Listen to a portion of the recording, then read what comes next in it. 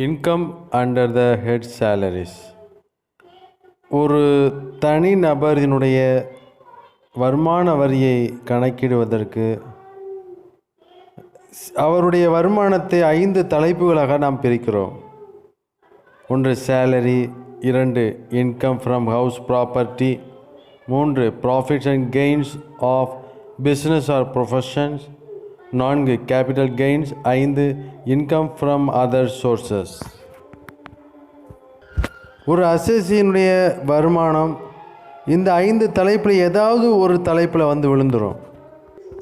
Salary section 15 to 17, income from house property section 22 to 27, profit and gains of business or profession sections 28 to 44, capital gain section 45 to 55, income from other sources 55 to 59. Salary அப்படின்னா என்ன? ஒரு எம்ப்ளாயருக்கு அவருடைய employee கொடுத்த சர்வீசஸுக்காக கிடைக்கப்பெறக்கூடிய remuneration, அதுதான் salary. Salary monetary வேல்யூவில் இருக்கும். அது மட்டும் இல்லாமல் அந்த சேலரிங்கிறது பெனிஃபிட்ஸு, ஃபெசிலிட்டிஸு, ஒரு எம்ப்ளாயர் அவருடைய எம்ப்ளாயிக்கு கொடுக்கக்கூடிய பெனிஃபிட்ஸு, ஃபெசிலிட்டிஸு இது எல்லாமே மானிட்டரி வேல்யூவில் டேக்ஸபிள். சேலரி பற்றிய ஃபீச்சர்ஸில் ஃபஸ்ட்டு நம்ம பார்க்க போகிறது எம்ப்ளாயர் எம்ப்ளாயி ரிலேஷன்ஷிப். எம்ப்ளாய்மெண்ட் அப்படின்னா அது வந்து ஒரு போஸ்ட் அல்லது ஒரு ஆஃபீஸில் அல்லது ரெகுலர் பேசிஸில் இருக்கணும். Agreement of service, whether full time, அவர் ஃபுல் டைமாக இருக்கலாம் அல்லது பார்ட் டைமாக இருக்கலாம், அல்லது அவர் வந்து ஒரு மனுவல் ஒர்க்கு அல்லது மென்டல் ஒர்க்காக இருக்கலாம். A payment can be taxed under salaries only when there is a relationship of employer and employee between the payer and the payee. அந்த பேயருக்கும் பேயிக்கும் இடையில் எம்ப்ளாயர் அண்ட் எம்ப்ளாயி ரிலேஷன்ஷிப் இருந்தால் மட்டும்தான் அந்த சேலரி டேக்ஸபிள். இந்த employer and employee ரிலேஷன்ஷிப்புங்கிறது சூழ்நிலைகளை பொறுத்து மாறக்கூடியது. ஏன்னா every servant is an employee, ஒவ்வொரு சர்வெண்ட்டும் எம்ப்ளாயியாக இருப்பாங்க. ஆனால் and agent May R may not be an employee. ஒரு ஏஜெண்ட் அதாவது ஒரு முகவர் வந்து எம்ப்ளாயியாக இருக்கலாம், இல்லாமலும் இருக்கலாம். Only income from employment is taxable under salaries. அந்த எம்ப்ளாய்மெண்ட் மூலமாக கிடைக்கக்கூடிய வருமானம் தான் சேலரிங்கிற தலைப்பில் டேக்ஸபிள் ஆகும். ஒரு கம்பெனியில் இருக்கக்கூடிய நான் எம்ப்ளாயி டைரக்டர் அல்லது ஒரு இண்டிபெண்ட் டைரக்டர் வந்து அவர் சம்பளம் வாங்குவார். ஆனால் அது வந்து profits and gains of business or profession அல்லது இன்கம் ஃப்ரம் அதர் சோர்சஸ் அப்படிங்கிற தலைப்பில் தான் டேக்ஸபிள் ஆகும். ஒரு எம்பி அதாவது பாராளுமன்ற உறுப்பினர் அல்லது சட்டமன்ற உறுப்பினர் பெறக்கூடிய பேமெண்ட், அல்லது காலேஜ் டீச்சர்ஸ் அதாவது பல்கலைக்கழகத்தினுடைய ஒரு கல்லூரி பேராசிரியர்கள் அவங்க வந்து எக்ஸாம் டியூட்டி போனாங்க அப்படின்னா அல்லது பேப்பர் வேல்யூஷன் போனாங்க அப்படின்னா அதில் கிடைக்கக்கூடிய ஒரு ரெமுனரேஷன் அவங்க வந்து இன்கம் ஃப்ரம் சேலரிங்கிற தலைப்பில் டேக்ஸபிள் ஆகாது. இன்கம் ஃப்ரம் அதர் சோர்சஸ் அப்படிங்கிற தலைப்பில் தான் அந்த ரெமுனரேஷன் டேக்ஸபிள் ஆகும். ஏன் அப்படின்னா அங்கே வந்து எம்ப்ளாயர் எம்ப்ளாயி ரிலேஷன்ஷிப் இல்லை அப்படிங்கிறதுனால. ஒரு எம்ப்ளாயி வாங்கக்கூடிய சேலரி, பெர்கோசிட்ஸ், போனஸ் இவை எல்லாமே will be chargeable under the salary. ஆனால் அதே சேலரி, பெனிஃபிட்டு, பெர்கோசிட்ஸு இவைகளை ஒரு நான் எம்ப்ளாயி டைரக்டர் வாங்கினார் அப்படின்னா அது வந்து profits and gains of business or profession or அல்லது இன்கம் ஃப்ரம் அதர் சோர்சஸ்ங்கிற தலைப்பில் தான் டேக்ஸபிள் ஆகும். ஒரு பார்ட்னர் ஒரு பார்ட்னர்ஷிப் ஃபேர்மில் ஒரு பார்ட்னர் வாங்கக்கூடிய ரெமுனரேஷன் சேலரிங்கிற தலைப்பில் டேக்ஸபிள் ஆகாது. அது எங்கே காட்டணும் அப்படின்னா அந்த பார்ட்னருடைய profit and gains of business or ப்ரொஃபஷனில் தான் வந்து அந்த ரெமுனரேஷன் டேக்ஸபிள் ஆகும், சேலரிங்கிற தலைப்பில் ஆகாது. ஆனால் இதுக்கு சில விதிவிலக்குகள் இருக்குது. ஒரு லாயர், ஒரு சார்ட்டர்ட் அக்கௌண்டண்ட், ஒரு டாக்டரு, அவங்க வந்து ஒரு எம்ப்ளாயர்கிட்ட போய் வேலை பார்க்குறதில்ல, அவங்களே சொந்தமாகவே எம்ப்ளாய்மெண்ட் வச்சுருக்குறாங்க. ஆனாலும் அவங்க பெறக்கூடிய அந்த ரெமுனரேஷன் சேலரி அப்படிங்கிற தலைப்பில் தான் டேக்ஸபிள் ஆகும். சரண்டர், ஒரு எம்ப்ளாயி பெறக்கூடிய சரண்டர் சேலரியில் இருந்து பெறக்கூடியது அப்படிங்கிறதுனால அந்த எம்ப்ளாயி பெறக்கூடிய அந்த சரண்டர் டேக்ஸபிள் ஆகும். ஆனால் இதுக்கு ஒரு விதிவிலக்கு சொல்கிறாங்க. ஒரு எம்ப்ளாயி பிரிவு 2 கீழாக மத்திய அரசுக்கு அவருடைய சேலரியை சரண்டர் பண்ணார் அப்படின்னா அது வந்து salaries exemption from taxation act 1961 பிரகாரம் டேக்ஸபிள் ஆகாது. யுனைடெட் நேஷன்ஸ் ஆர்கனைசேஷன்ஸ், அதாவது யுஎன்ஓ, இந்த யுஎன்ஓவில் பணிபுரியக்கூடிய எம்ப்ளாயீஸ் பெறக்கூடிய சேலரி, இந்த யுஎன்ஓவில் பணிபுரியக்கூடிய எம்ப்ளாயீஸ் பெறக்கூடிய pension fully exempted from tax as per the circular number 293 dated 10/2/1981. Leave salary அல்லது பென்ஷன், இந்த இரண்டுமே ஒரு எம்ப்ளாயினுடைய வாரிசுதாரர்களுக்கு வழங்கப்பட்டால் அது வந்து டேக்ஸபிள் இல்லை. இந்த சேலரி இன்கம் எப்படி கம்ப்யூட்டேஷன் பண்ணணும் அப்படிங்கிறதுல அண்டர் செக்ஷன் 15 வந்து scope of the head salary பற்றி சொல்லுது. செக்ஷன் 16 டிடக்ஷன்ஸ் அலௌடை பற்றி சொல்லுது. கிராஸ் சேலரியில் கிராஸ் சேலரி இன்கம்லேருந்து எந்த இதையெல்லாம் கழிக்கலாம் அப்படிங்கிறத பற்றி சொல்லக்கூடியதான் செக்ஷன் 16. செக்ஷன் 17 வந்து various items of the salary பற்றி சொல்லுது. இப்போ டேக்ஸபிள் சேலரியை கம்ப்யூட்டேஷன் பண்ணுறதுல எதையெல்லாம் கூட்டிக்கலாம் அப்படின்னா basic salary, bonus, commission, cash allowances, perquisites, profit in lieu of salary, arrears of salary, advance salary, retirement பெனிஃபிட்டாக இருக்கக்கூடிய gratuity, leave encashment pension, commuted pension, இது எல்லாத்தையும் கூட்டினோம்னா கிராஸ் சேலரி வந்துடும். அதுலேருந்து செக்ஷன் 16 பிரகாரம் எதெல்லாம் டிடக்ஷன் பண்ணிக்கலாம் அப்படின்னா கழிச்சிக்கலாம்னா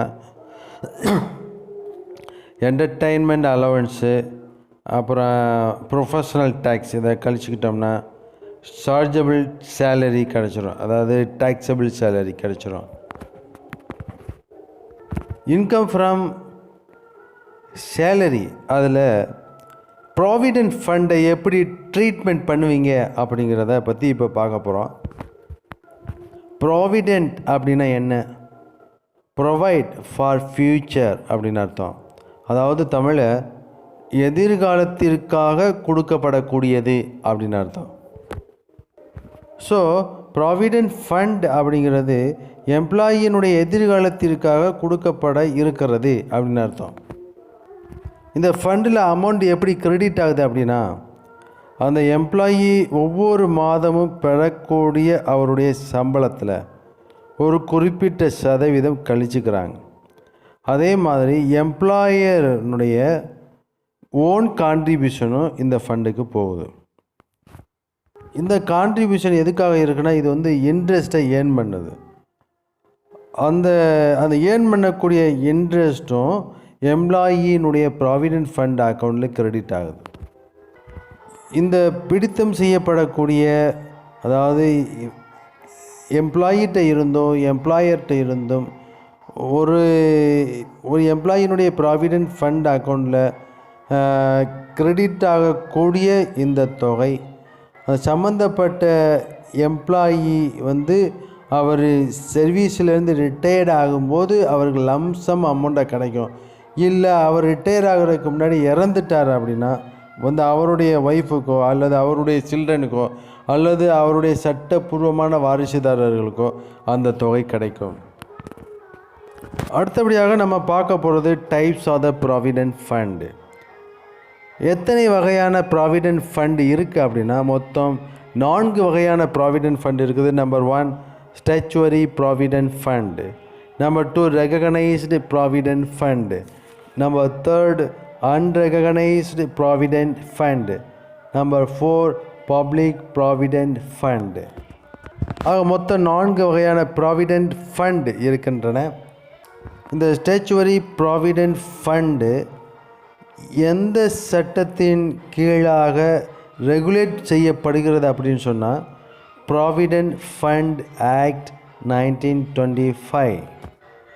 இந்த சட்டம் வந்து யார் யாருக்கெல்லாம் பொருந்துது, இந்த சட்டம் வந்து இந்த ப்ராவிடென்ட் ஃபண்ட் ஆக்ட் 1925 அப்படிங்கிற சட்டம் எந்தெந்த எம்ப்ளாயீஸுக்கெல்லாம் பொருந்து அப்படின்னா government servant, semi government organisation, local bodies, universities, other recognised educational institutions, இதில் எல்லாம் பணிபுரியக்கூடிய பணியாளர்கள் அதாவது எம்ப்ளாயீஸுக்கெல்லாம் இந்த சட்டம் ப்ராவிடென்ட் ஃபண்ட் ஆக்ட் 1925 பொருந்தும்.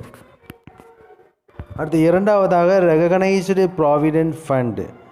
இந்த ரெகக்னைஸ்டு ப்ராவிடென்ட் ஃபண்டும் எந்த சட்டத்தின் கீழ் வருது அப்படின்னு சொன்னால் அதே ப்ராவிடென்ட் ஃபண்ட் ஆக்ட் 1925 அப்படிங்கிற சட்டத்தின் கீழே தான் இந்த ரெகக்னைஸ்டு ப்ராவிடென்ட் ஃபண்டு கவர் ஆகுது. இந்த ப்ராவிடென்ட் ஃபண்டு வந்து recognised by chief commissioner of income tax. இந்த ஃபண்டை எங்கெல்லாம் மெயின்டைன் பண்ணுறாங்க அப்படின்னா ஷெட்யூல் பேங்க்ஸில், ஃபேக்ட்ரிஸில், செவரல் பிஸ்னஸ் ஹவுசஸில் இந்த ரெகக்னைஸ்டு ப்ராவிடென்ட் ஃபண்டை மெயின்டைன் பண்ணுறாங்க. குறிப்பாக நான் திருப்பி சொல்கிறேன், இந்த recognised provident fund is recognised by chief commissioner of income tax. அடுத்தபடியாக அன்ரெகக்னைஸ்டு ப்ராவிடென்ட் ஃபண்டு. இந்த அன்ரெகக்னைஸ்டு ப்ராவிடென்ட் ஃபண்டை வந்து யார் மெயின்டைன் பண்ணுவா, எந்தெந்த இன்ஸ்டியூஷனில் இதை மெயின்டைன் பண்ணுவாங்க அப்படின்னா private sector institutions, private sector ஆர்கனைசேஷனில் தான் இந்த அன்ரெகக்னைஸ்டு ப்ராவிடென்ட் ஃபண்டை மெயின்டைன் பண்ணிக்கிட்டு இருப்பாங்க. இந்த அன்ரெகக்னைஸ்டு ப்ராவிடென்ட் ஃபண்டை யார் அப்ரூவல் பண்ணணும், யார் அப்ரூவ் பண்ணணும் அப்படின்னா ப்ராவிடென்ட் ஃபண்ட் கமிஷனரே இதை அப்ரூவல் பண்ணுவார். அடுத்தபடியாக நாம் பார்க்க இருக்கிறது பப்ளிக் ப்ராவிடென்ட் ஃபண்டு. இந்த பப்ளிக் ப்ராவிடென்ட் ஃபண்டை வந்து யார் ரெகுலேட் பண்ணுறா அல்லது எந்த சட்டத்தின் கீழாக இந்த பப்ளிக் ப்ராவிடென்ட் ஃபண்டு வருது அப்படின்னா பப்ளிக் ப்ராவிடென்ட் ஃபண்ட் ஆக்ட் 1968 அந்த சட்டத்தின் கீழாகத்தான் இது வருது. இந்த பப்ளிக் ப்ராவிடென்ட் ஃபண்ட் வந்து யாருக்கு ரொம்ப பொருத்தமானதாக இருக்கும் அப்படின்னா செல்ஃப் எம்ப்ளாய்டு பீப்புளுக்கு ரொம்ப பொருத்தமானதாக இருக்கும். குறிப்பாக யார் வேண்டுமானாலும், அதாவது any individual, to every individual. The membership of this fund is open to every individual though is especially suited to self employed people. யாருக்கு வேண்டுமானாலும் இந்த இதில் மெம்பர்ஷிப் எடுத்துக்கலாம். இதில் பப்ளிக் ப்ராவிடென்ட் ஃபண்டில் யார் வேண்டுமானாலும் மெம்பராக இருந்துக்கலாம். குறிப்பாக செல்ஃப் எம்ப்ளாய்டு பீப்புளுக்கு இது மிகவும் பொருத்தமானதாக இருக்கிறது.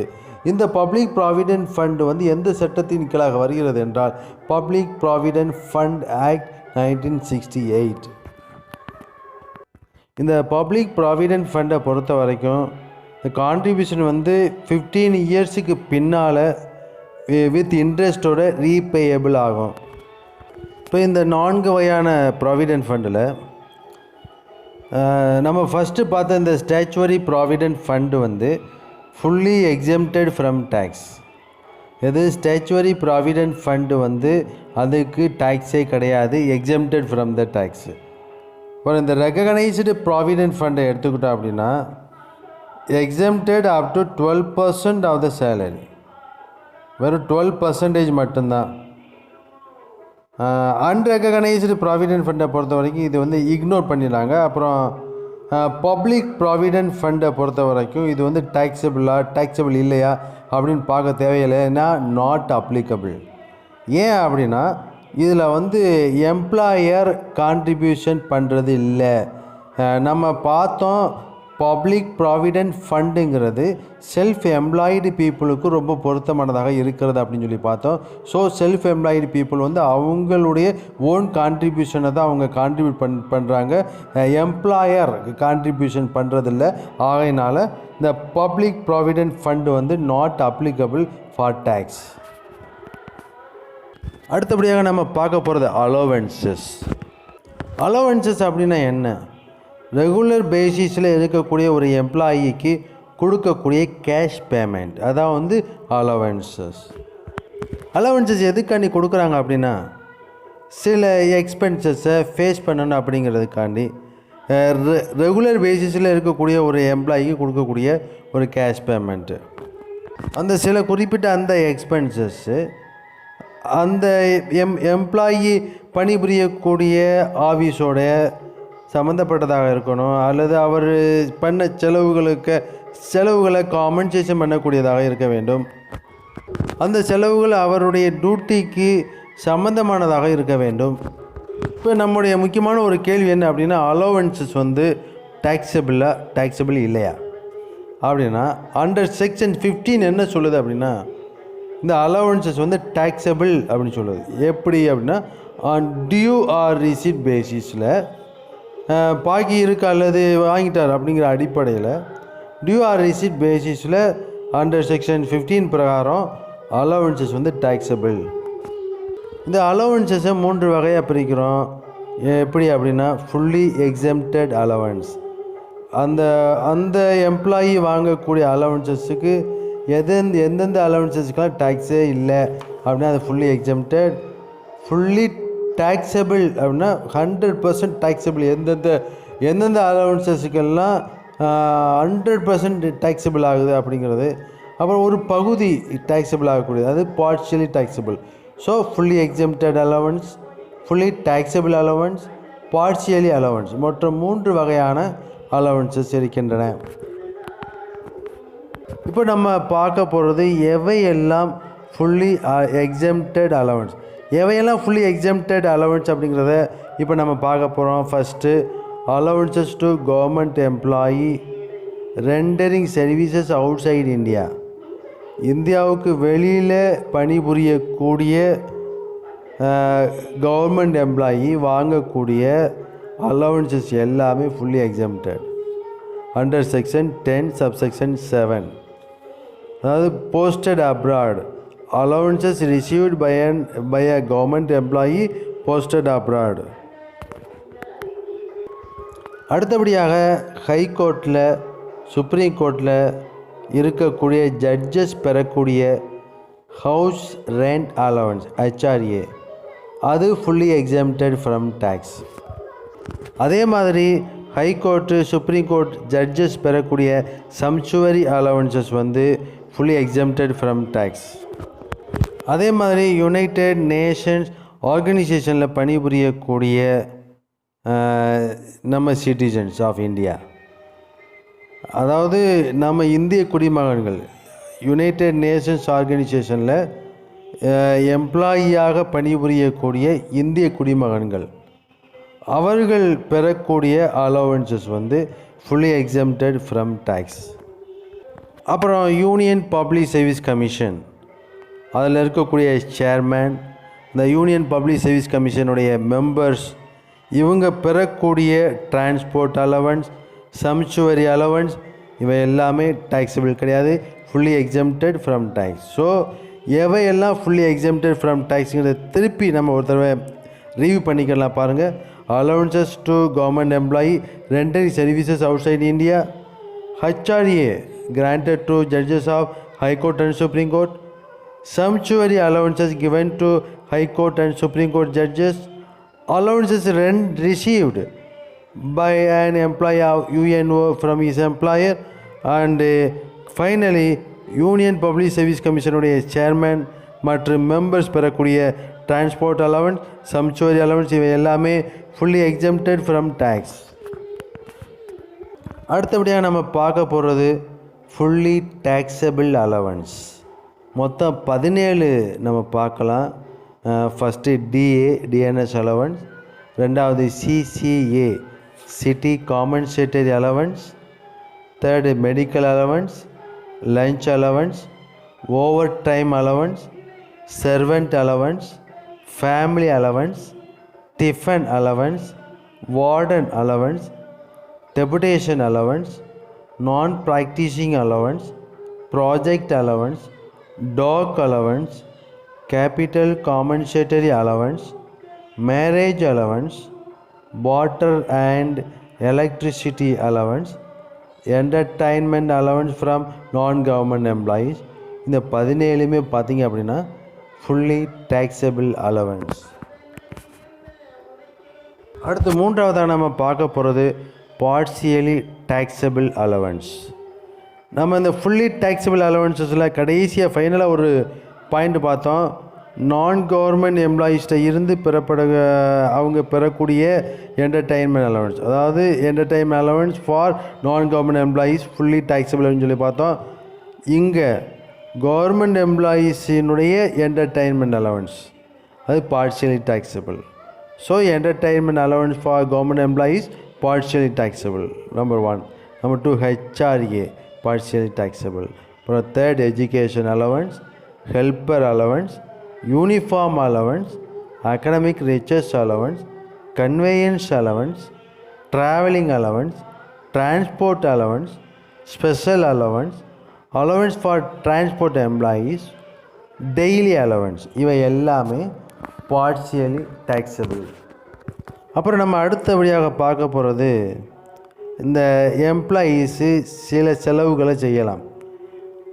அப்படி செய்த செலவுகளை டேக்ஸில் இருந்து ஒரு சில லிமிட்டில் எக்ஸம்ஷன் கொடுக்குறாங்க. என்னென்ன அப்படின்னு சொல்லி இப்போ நம்ம பார்க்கலாம். First children education allowance. எம்ப்ளாயிக்கு எஜுகேஷன் அலவன்ஸ் கொடுத்துருந்தார் அப்படின்னா மாதத்துக்கு 100 ரூபாய், ஒரு மாதத்துக்கு 100 ரூபாய் வீதம் அதிகபட்சமாக 2 குழந்தைகளுக்கு exempted from tax. So children education allowance 100 Ruby per month, maximum 2 children. இரண்டாவதாக tribal area allowance.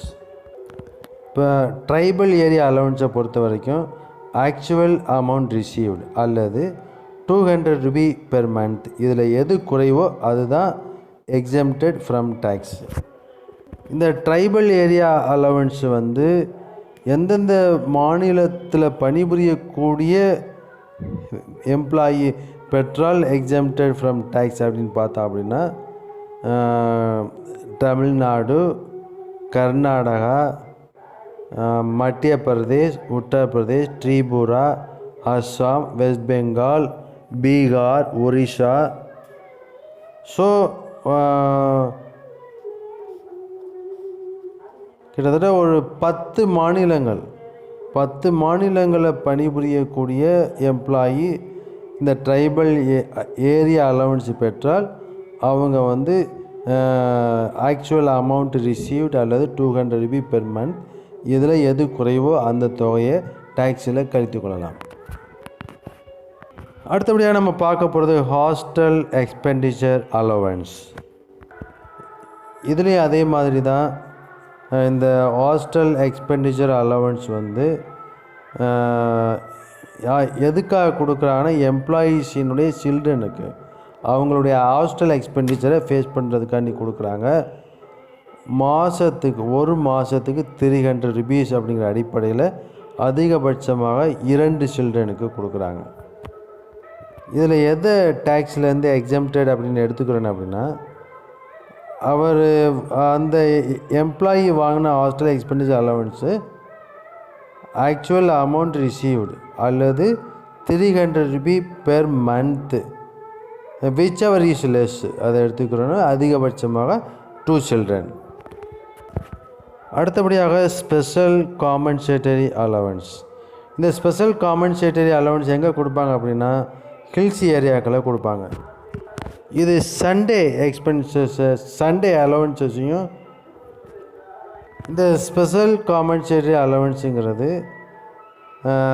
Special allowance, high altitude allowance, uncongenial climate allowance, snow bound area allowance, அவலாஞ்சிய அலவன்ஸ், இந்த மாதிரியான அலவன்சஸ் எல்லாம் ஒன்று சேர்த்து தான் இந்த ஸ்பெஷல் காம்பன்சேட்டரி அலவன்ஸ். இந்த அலவன்ஸு பார்த்திங்க அப்படின்னா ₹300 பெர் மந்த்லேருந்து ₹7,000 பெர் மந்த் வரைக்கும் இதனுடைய எக்ஸம்ஷன் அமௌண்ட்டு வேரி ஆகிட்டே இருக்குது.